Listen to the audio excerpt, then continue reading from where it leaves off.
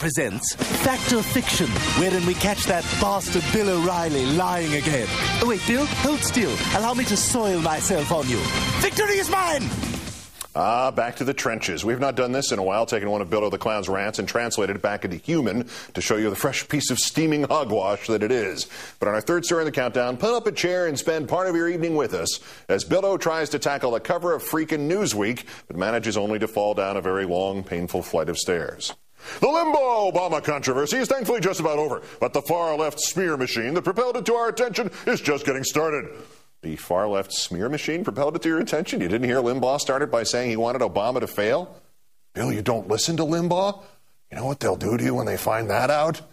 At the top of the smear chart is the Move On organization George Soros heavily invested in. The propaganda arm of Move On, another far-left pressure group, is Media Matters, run by a gutter snipe named David Brock. Brock and his character assassins distribute out-of-context statements to a carefully selected group of corrupt media headed by MSNBC, and they also distribute to the internet. David Brock has never distributed anything to MSNBC. No, I take that back. We traded emails once, and he came on the show once, which to O'Reilly constitutes a corrupt conspiracy. Also snowstorms. Snowstorms that make it difficult for him to get to work. They're also corrupt conspiracies. Sometimes the entities even cooperate. The aforementioned Newsweek, for example, provides far-left commentators to MSNBC on a daily basis. Yes, we have a contract with them, like you have a contract with, Karl Rove. Only the Newsweek guys are not full of canal water. It's the same contract with Newsweek that was, in fact, back in 2003, Billy, when you told the original executive producer of Countdown, Dennis Murray, that you thought Countdown was a terrific show. The goal, of course, is to smear conservatives in the media to convince ill-informed Americans that those on the right are racist, homophobic, extremists, whatever. Bill means Bill. Smearing Bill. And racist, homophobic, extremist, that's our Bill. Also, you left out factually mistaken, usually. As for Limbaugh saying he wants Obama to fail, here's something you'll never hear on NBC News or read in the New York Times. Hey, you got that wrong, didn't you? According to a Fox News poll taken in August 2006, 51% of Democrats said they wanted President Bush to fail. 51%. I believe NBC and the Times were in that group. Right. Fox News pollsters asked people from NBC and the New York Times to participate in one of their polls. By the way, funny this question about Democrats wanted Bush to fail poll by Fox News, from Fox News, shows up out of nowhere on Fox News this week. No direct link on the web. Turns out that when Fox wrote up the poll results in 2006, they never even bothered to include anything about the question about wanting Bush to fail until this week. The Obama administration should understand Americans are wising up to the smear factory. Last year at this time, John Edwards was running around saying millions of homeless veterans are living under bridges because of the economy. Of course, that was bull. We proved it. You proved what? Firstly, Edwards said, quote, 200,000 men and women who wore uniforms and served this country patriotically as veterans will go to sleep under bridges and on grates. Not millions, you idiot. Not just under bridges. Homeless vets, Bill, they exist.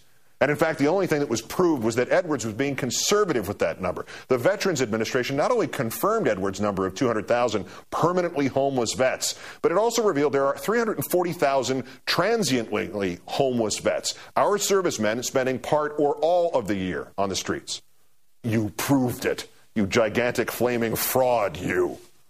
Fox News analyst Bernie Goldberg is well acquainted with the far-left smear machine. He's been a target, so he asked him to name the 5 worst offenders in the mainstream media. Now, you'd think that after that psycho-terrorist admitted he shot up a Unitarian church in Tennessee and killed 2 innocent bystanders because he couldn't shoot the people Bernard Goldberg rated as his 100 people who are screwing up America, Bernie would avoid any future lists of liberals. He has, by proxy, enough blood on his hands already. But shame and responsibility are 2 fellas Goldberg and Bill O have never met. So now they rip off the countdown format that Bill so admired in 2003, and they read off their list of offenders in descending order. They picked Janine Garofalo 5th.